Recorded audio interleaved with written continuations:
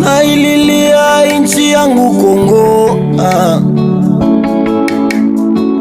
naiombea inchi ya mababu zangu.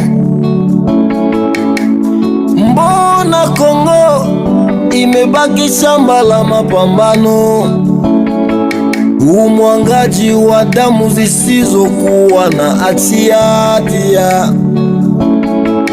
Mbona kama Mungu yao walaze waliofariki pema peponi, walaze mapema, walaze pema peponi, waliofariki kwa milipuko ya mabomu, waliofariki nayo masina pema peponi, wapokee walaze pema peponi.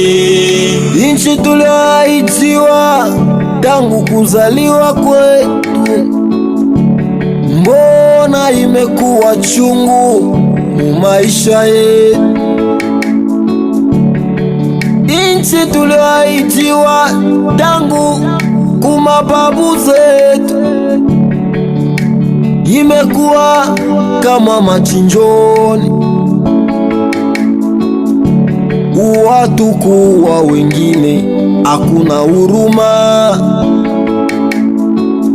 Zamiri ndani ya watu zimepotea.